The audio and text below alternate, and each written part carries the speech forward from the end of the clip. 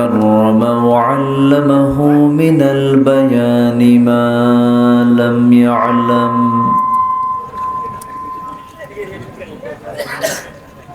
فسبحان الذي لا يحصى امتنانه باللسان ولا بالقلم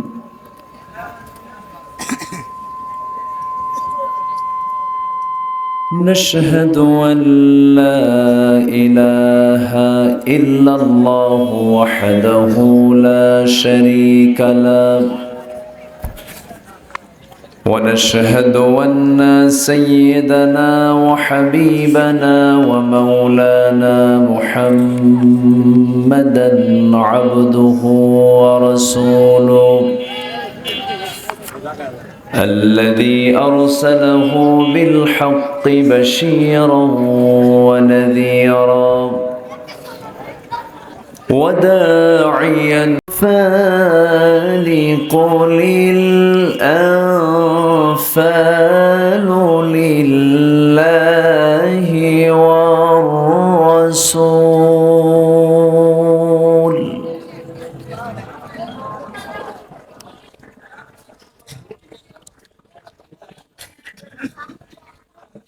فاتقوا الله وأصلحوا ذات بينكم وأطيعوا الله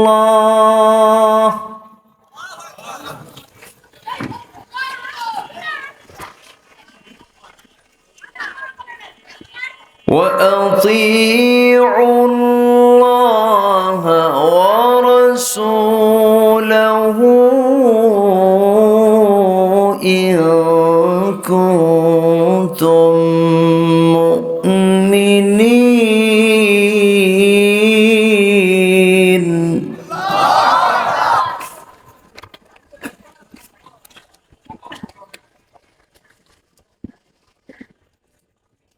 إنما المؤمنون الذين إذا ذكر الله وجلت قلوبهم وإذا تليت عليهم آياته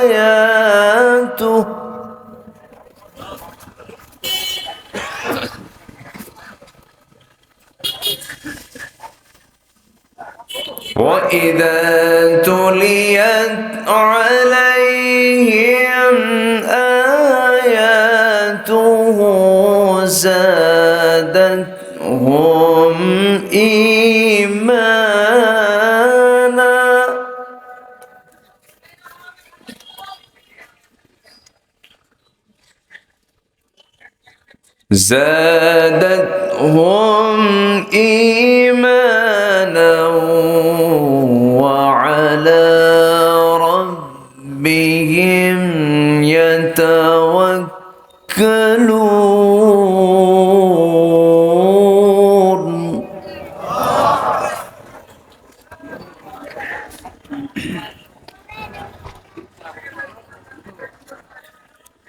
الذين يقيمون الصلاة ومما رزقناهم ينفقون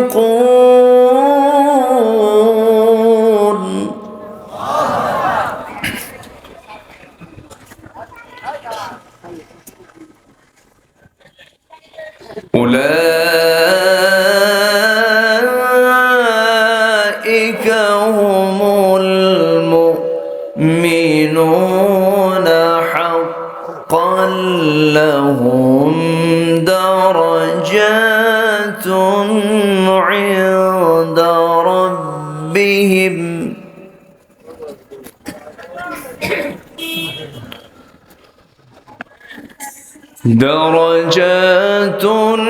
عند ربهم ومغفرة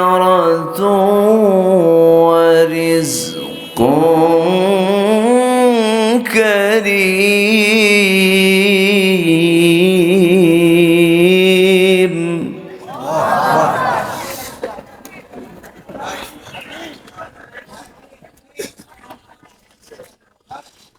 الله أكبر.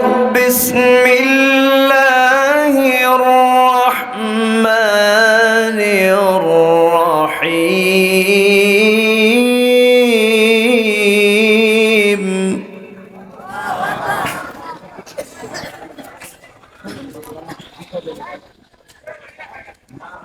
إن الله وملائكته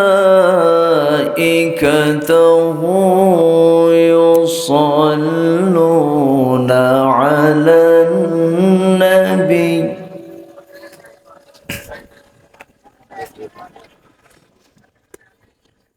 يا أيها الذين آمنوا صلوا عليه وسلموا تسليما. اللهم صل على محمد وعلى آل محمد كما صليت على إبراهيم وعلى آل إبراهيم إنك حميد مجيد. اللهم بارك على محمد وعلى آل محمد كما باركت على إبراهيم وعلى آل إبراهيم إنك حميد مجيد.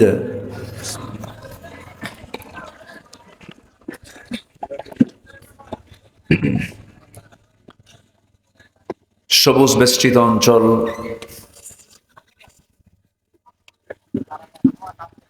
উত্তরবঙ্গের রাজশাহী জেলার বাগমারা উপজেলার নামকান সরকারি প্রাথমিক বিদ্যালয় মাঠে অনুষ্ঠিত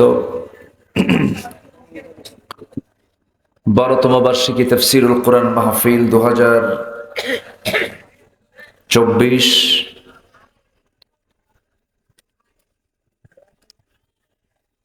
আজকের এই মহৎ আয়োজনের সম্মানিত সুযোগ্য সভাপতি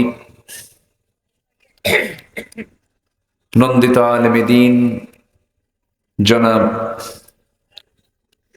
মাওলানা মিজানুর রহমান, পরিচালক মক্কা হজ কাফেলা নওগাঁ, আজকের এই মহৎ আয়োজনের সম্মানিত প্রধান অতিথি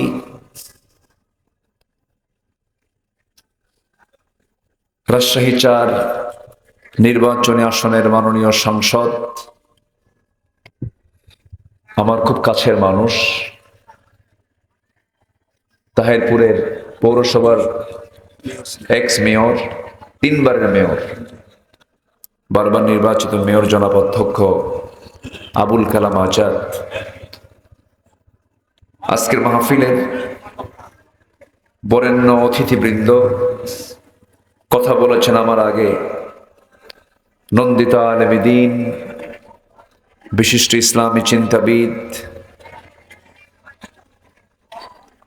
ইসলামী আন্দোলনের বলিষ্ঠ কণ্ঠস্বর, আমার অত্যন্ত কাছের, আমার অনুজ, আমার স্নেহধন্য মুহতারাম মাওলানা আশরাফুল ইসলাম বিপ্লবী হাফিজাহুল্লাহ, কথা বলেছেন আমার স্নেহধন্য হাফিজ কারি মাওলানা রশিদুল ইসলাম, হযরত উলামায়ে কেরাম, ফদলায়ে ইজম, সুশীল সমাজ, জাতির শ্রেষ্ঠ সন্তান, শিক্ষক মণ্ডলী, জাতির বিবেক, সাংবাদিক বৃন্দ, সামনে উপস্থিত, দূরে কাছের বিভিন্ন স্থান থেকে ছুটে আসা কালেমার ঝান্ডাবাহী, তাওহীদের পতাকাবাহী, দ্বীন ইসলামের নরসারদুল বীর মুজাহিদ, প্রাণ প্রিয় সম্মানিত দ্বীনী ভাইরা, আড়ালে বসে আছেন শ্রদ্ধেয়া সম্মানিতা মা বোনেরা, আলোচনার সূচনায় আনুষ্ঠানিকতার মধ্য দিয়ে আমার পক্ষ থেকে আবারও দিল খোলা সালাম, আসসালামু আলাইকুম ওয়া রাহমাতুল্লাহি ওয়া বারাকাতুহু। ওয়া আলাইকুম আসসালাম ওয়া রাহমাতুল্লাহি ওয়া বারাকাতুহু। সালামের জবাব খুব দুর্বল মনে হলো, শব্দ ক্লান্ত হয়ে গেছেন মনে হয়। আসসালামু আলাইকুম ওয়া রাহমাতুল্লাহি ওয়া বারাকাতুহু। গেটে কি কথা বলবো তোমরা এভাবে?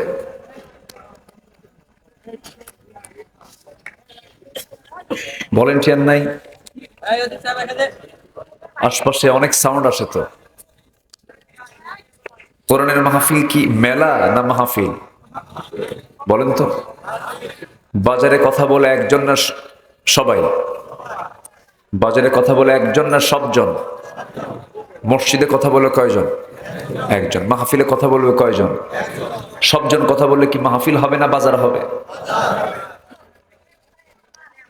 একটু মেহেরবানি করে কোরআনের সৌন্দর্য রক্ষার্থে আশপাশে যে সমস্ত ভাইয়েরা আমার আওয়াজ শুনতে পাচ্ছেন, কোরআনের মজলিসকে ইবাদত মনে করে কোনো কথা বলাকে এটা আদব না মনে করে, শৃঙ্খলা ভঙ্গের অপরাধ মনে করে মেহেরবানি করে সবাই চুপ থেকে, যদি শুনি কোরআন শুনবো, না শুনলে এখান থেকে চলে যাব। কারণ এখানে বসলে আদব রক্ষা করা এটা ইমানি দায়িত্ব। এটা কি দায়িত্ব? ইমানি দায়িত্ব। তো ফাসতামিউ লাহু ওয়া আনসিতু, আল্লাহর হুকুম এটা।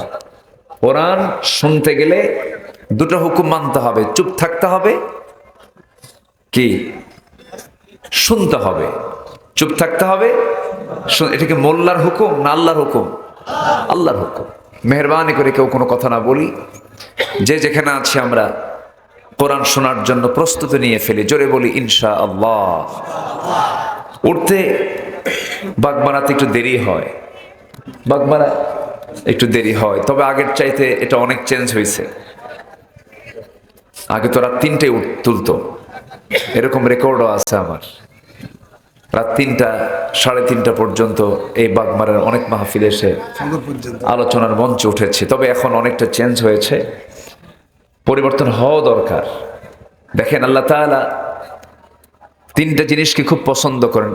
আইয়ুল আমালি আহাব্বু ইলাল্লাহ, এর মধ্যে 1 নম্বর হচ্ছে আস-সালাতু আলা ওয়াক্তিহা, সময় মতো নামাজ। মানে কি, আল্লাহ তাআলা সময় মতো সব কাজকে পছন্দ করেন। এই জন্য ওয়াজটাও হওয়া দরকার অসময় না সময়? সময়। ঘুমের সময় তো কাজ হয় না।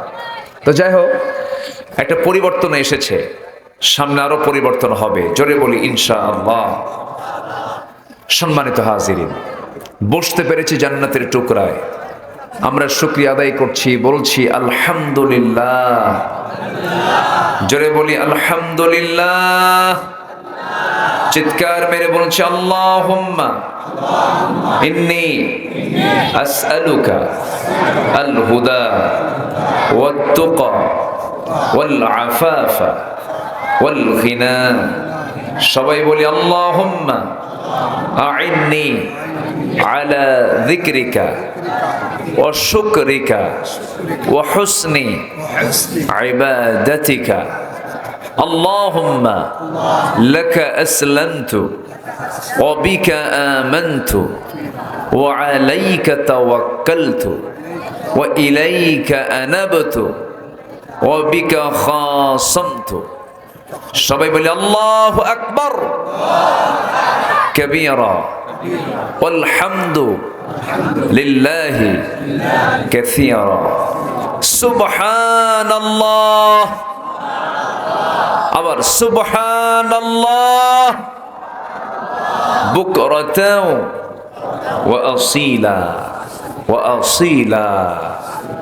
আমরা আল্লাহ তাআলা বড়ত্ব, শ্রেষ্ঠত্ব, মহানত্ব, বিশালত্ব প্রকাশ করলাম। আসুন আমরা সোজা আলোচনার দিকে চলে যাই। আমার আগের দুজন মেহমান খুব সুন্দর উপস্থাপনা দিয়ে সুন্দর কথা তারা উপস্থাপন করেছেন। আমি শেষ ক্লাসে একটু ভাঙ্গাচূড়া, এলেম কালাম তো তেমন কিছু নেই, কিছু ভাঙ্গাচূড়া কিছু কথা বলতে চাচ্ছি। আমাকে সময় দেওয়া যাবে তো নাকি? সবাই সময় দিতে রাজি আছি তো? জোরে বলি ইনশাআল্লাহ। আসুন আমরা সোজা আলোচনার দিকে এই মুহূর্তে চলে যাচ্ছি।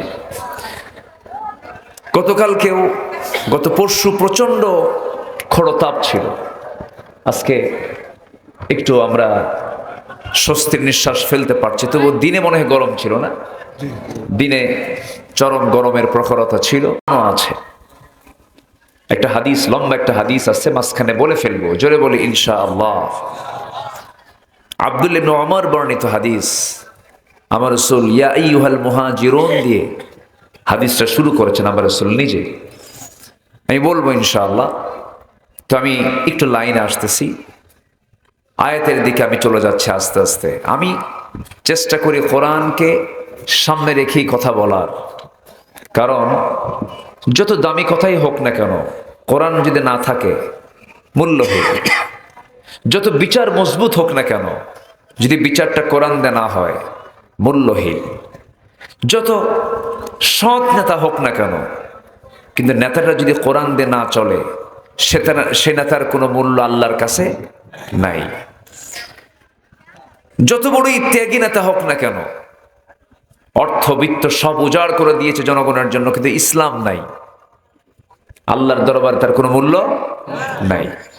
তো যেটাই হোক, যত চিত্তাকর্ষক কথাই হোক না কেন, কোরআন আছে যেখানে রহমত আছে সেখানে, কোরআন নাই যেখানে রহমত নাই সেখানে। গান শুনতে কি মজা লাগে না? আসতে কয়। আচ্ছা, এইদিকে আওয়াজ কি বন্ধ হবে না? হ্যাঁ, একটু ভলেন্টিয়ার যারা আছেন তারা একটু খেয়াল করবেন। এই তোমাদের পাঞ্জাবি পড়া 50 জন যুবকরা কোথায়? হ্যাঁ, একটু খেয়াল কর। বিড়ি খেতে গেছে, একজন বলতেছে বিড়ি খেতে গেছে। তো 50 জন ভলেন্টিয়ার থাকতে এই অবস্থা হবে কেন? আশপাশে কথা হবে কেন? একটু খেয়াল করো। সম্মানিত ভাইয়ের আমার দিকে তাকান। তাহলে আমরা কোরআন শুনতে এসেছি, আমরা ভাগ্যবান। জোরে বলি আলহামদুলিল্লাহ, জোরে বলি আলহামদুলিল্লাহ। কোরআন কার কথা? আসতে বলবেন না, কার কথা? মান ক্বালা বিহি সাদাকা ওয়া মান হাকামা বিহি আদালা ওয়া মান দাআ ইলাইহি ফাকাদ হুদিয়া ইলা সিরাতিম মুস্তাকিম আও কামা ক্বালা আলাইহিস সালাতু ওয়াস সালাম। যে ব্যক্তি কোরআন দিয়ে কথা বলে সে সত্য বলে, যে ব্যক্তি কোরআন দিয়ে বিচার করে সেই সঠিক বিচার করে, এবং যে কোরআন দিয়ে মানুষকে দাওয়াত দেয় সেই সঠিক পথের দাওয়াত দেয়, বলেছেন মুহাম্মদ সাল্লাল্লাহু আলাইহি ওয়াসাল্লাম। অতএব কোরআন নিয়েই আমরা বাঁচবো, কোরআনকে সাথে নিয়েই আমরা মরবো। জোরে বলি ইনশাআল্লাহ। আমার নবীজি বিদায় হজের ভাষণে নাতে দীর্ঘ কথা বলেছেন। খুব বেশি লম্বা সময় তিনি কথা বলতেন না। আমার দেশে তো 2 ঘন্টা ওয়াজ না হলে সে বক্তাই না, তাই না? যদি 2-3 ঘন্টা ওয়াজ না করে বক্তা নাকি এটা? অথচ আমার নবীজি তিনি খুব বেশি লম্বা সময় কথা বলতেন না। বিশ্বের সেরা ভাষণ দিয়েছেন ফি হাজ্জাতিল বিদা, ইয়াখতাবু ফি হাজ্জাতিল বিদা ইত্তাকু রাব্বাকুম সাল্লু খামসাকুম ওয়াসুমু শাহরাকুম ওয়াআদ্দু যাকাতা আমওয়ালিকুম ওয়াতিউ উমারাআকুম তাদখুলু জান্নাত রাব্বিকুম আও কামা ক্বালা আলাইহিস সালাতু ওয়াস সালাম। কি সুন্দর করে কবিতার ছন্দের মতো করে রাসূল জামিউল কালাম, অনেকগুলো কথাকে একটা বাক্যের মধ্যে রেডি করে ফেলতেন। জোরে কোন সুবহানাল্লাহ। সেই বিদায় হজের ভাষণে আমার নবীজি বলেছিলেন, লাকাদ তারাকতু ফীকুম আমরাইন লা তাদিল্লু মা তামাসসাকতুম বিহিমা কিতাবাল্লাহ ওয়া সুন্নাত রাসূলিহ। তোমাদের মাঝে রেখে গেল আমি দুটি মহা উপহার, কোরআনের পুত মঙ্গলবাণী মর্মবোধের জার। তোমাদের কাছে আমি দুটো জিনিস রেখে যাচ্ছি, কোরআন এবং হাদিস, কোরআন এবং সুন্নাহকে রেখে যাচ্ছি। এই দুটো জিনিস যদি তোমরা আঁকড়ে ধরতে পারো, পৃথিবীর কোনো শক্তি নাই তোমাকে পরাজিত করতে পারে। জোরে বলি সুবহানাল্লাহ। তাহলে রাসূল রেখে গেছেন কটা জিনিস? একটা কোরআন আর একটা হলো সুন্নাহ। নবীজির আদর্শ, তার জীবন পদ্ধতি, তিনি যা মা আতাকুমুর রাসূলু ফাখুযুহু ওয়া মা নাহাকুম আনহু ফান্তাহু, যা তিনি করতে বলেছেন এটা করে ফেলা, যা নিষেধ করেছেন তা থেকে নিজেকে গুটিয়ে রাখা। সম্মানিত ভাইয়েরা, আমি আল্লাহকে মানলাম, রসুলকে মানলাম না, আমার ঈমানকে আনা হয়েছে না। আমি কোরআনকে মেনেছি, হাদিসকে মানলাম না, বিশ্বাস করলাম না, আমার কি ঈমান আনা হয়েছে না। তাহলে আল্লাহকে পেতে হলে রসুলকে লাগবে, আবার আল্লাহর মোহাব্বত পেতে হলে রসুলের মোহাব্বতও লাগবে। এগুলো শর্ত কে জড়িয়ে দিয়েছেন? আল্লাহ জড়িয়ে দিয়েছেন। সম্মানিত ভাইয়েরা, আমি সূরাতুল আনফাল থেকে প্রথম দিক থেকে 4টা আয়াতে কারিমা আমি তেলাওয়াত করেছি, 5টা আয়াতে কারিমা আমি তেলাওয়াত করেছি। 5টা আয়াতকে সামনে রেখে কিছু কথা বলতে চাচ্ছি। ওমা তাওফীকি ইল্লা বিল্লাহ আলাইহি তাওয়াক্কালতু ওয়া ইলাইহি উনীব। সূরাতুর নাম হলো সূরাতুল আনফাল। সূরার নাম কি? সূরাতুল আনফাল। আনফাল হচ্ছে এর যার অর্থ হলো যুদ্ধলব্ধ মাল, অর্থাৎ যুদ্ধ করতে গিয়ে মুসলমানদের যখন বিজয় হয়ে যায়, সেই যুদ্ধে রেখে যাওয়া যে সম্পদগুলো, সেই সম্পদ যখন মুসলমানদের হস্তগত হয়, এটাই হলো যুদ্ধলব্ধ মাল, সম্পদ। তাহলে সূরার নাম হলো যুদ্ধলব্ধ মাল। তাহলে যুদ্ধ এটা কি রাজনীতির বাইরে না রাজনীতির ভিতরে? আসতে কয়, রাজনীতির বাইরে না রাজনীতির ভিতরে? যুদ্ধ কি এমনি লাগে? রাজনীতি ছাড়া কি যুদ্ধ হয়? তাহলে যারা মাহফিলে মানে আলোচকদেরকে কন্ডিশন করে দেন যে হুজুর আপনি আলোচনা করবেন, তবে রাজনীতি মুক্ত আলোচনা, বলে না এরকম বলেন যে হুজুর রাজনৈতিক কোনো বক্তব্য দেওয়া যাবে না, এমন ওয়াজ করবেন আকাশের আর কবরের। দুনিয়া আমরা দেখে নেব, দুনিয়া দেখবে ওরা, আর আমাদের ওয়াজ করতে বলতেছে কোথাকার? আকাশ আর কোথায়? কবর, জমিন ওরা দেখবে। সম্মানিত, আমার কথা কি শোনা যাচ্ছে? সবাই শুনতে পাচ্ছেন তো? বলি আলহামদুলিল্লাহ। কিন্তু যে সূরাটা আমি নামটা বললাম, এই নামটা কি মনে হয় যে এটিকে রাজনীতির বাইরের কোন সূরা? যুদ্ধলব্ধ মাল, অর্থাৎ ইসলামে যুদ্ধনীতি, রাজনীতি, চুক্তিনীতি, অর্থনীতি, ব্যক্তি, সমাজ, পরিবার, রাষ্ট্র সব নিয়ে ইসলামের কথা, কোরআনের কথা আছে না নাই? আসতে বলবেন না, আছে না নাই? আমার বন্ধুগণ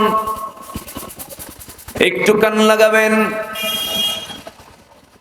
শুধু নামাজের জন্য, শুধু রমজান মাসে রোজা রাখার জন্য আল্লাহ তাআলা এত বড় কোরআন নাযিলের কোনো প্রয়োজন ছিল না। আমার আল্লাহ তাআলার নামাজ পড়ো, বেশি কথা তো না, কিন্তু সূরা ফাতিহা থেকে শুরু করে নিয়ে সূরা নাস পর্যন্ত 114টা সূরার মধ্যে আল্লাহ রাব্বুল আলামিন শুধু নামাজের কথা বলেন নাই, ধর্মীয় কিছু অনুশাসন, গদবাদা কিছু হুকুম মানার জন্য আল্লাহ রাব্বুল আলামিন এত বড় কোরআন নাজিল করেন নাই।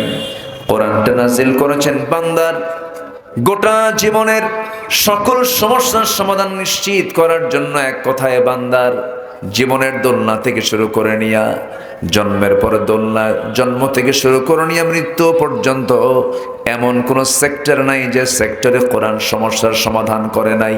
যেরকম সুবহানাল্লাহ, তিবিয়ানাল লিকুল্লি শাই, মানুষের জীবনের জন্য যা প্রয়োজন সব আল্লাহ তাআলা এর মধ্যে বলে দিয়েছেন। কিন্তু কোরআনটাকে পূর্ণাঙ্গ জীবন বিধান হিসেবে অনেকেই মানতে চায় না।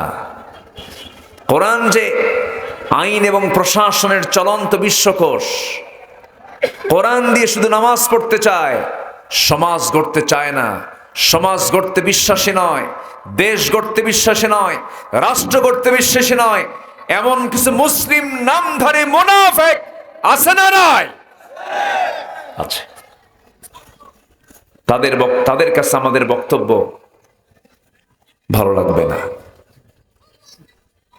আমি কি কথা বলবো? কথা কি বলবো? আমি কথা কি বলতে, সবাই কি শুনতে রাজি আছেন তো ইনশাআল্লাহ? আমার দেশে কিছু মুসলমান আছে, এরা সুদের কারবার করবে, আবার নামাজও পড়বে। এগুলো তো মনে হয় এলাকায় নাই, রাজশাহীতে আছে। সুদও খায়, আবার সেই সুদখোর আবার মসজিদ কমিটির সভাপতি হয়। আছে নাকি? আছে। অনাবৃষ্টি কেন হবে না? হ্যাঁ, অনাবৃষ্টি হবে না কেন? আমার দাদার আমলে এত ভূমিকম্প হয়নি, এখন মাসে মাসে ভূমিকম্প হয়। ঠিক আছে না? ভূমিকম্প কি রহমতের লক্ষণ? ইদা জুলজিলাতিল আরদু জিলজালাহা, সূরা জিলজাল। কিয়ামত যখন আসবে, জমিন প্রকম্পিত হবে। তাহলে জমিন প্রকম্পিত হওয়া কখনোই বান্দার জন্য নিয়ামতের কারণ নয়, এটা গজবের লক্ষণ। গজব কখন আসে? যখন জমিনে পাপ যখন অ্যাভেলেবেল হয়ে যায়। সহিহ হাদিসের একটা বর্ণনা, অনেক লম্বা কথা, আমাকে সময় দিচ্ছেন তো নাকি? জোরে বলি ইনশাআল্লাহ। আজকের সমাজে আমরা যে বসবাস করছি, সমাজের মধ্যে অশ্লীলতা, বেহায়াপনা আগের সকল যুগের চাইতে খুব কম। আগের সকল যুগের চাইতে এখন কম না বেশি?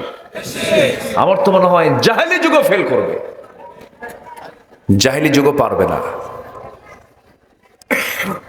এই বিকৃত যৌনাচার জাহেলি যুগে ছিল না। সমকামিতা লূত আলাইহিস সালামের সময় ছিল, কিন্তু জাহেলি যুগের ইতিহাসে কিন্তু আমরা পাই না। পাইছি কি?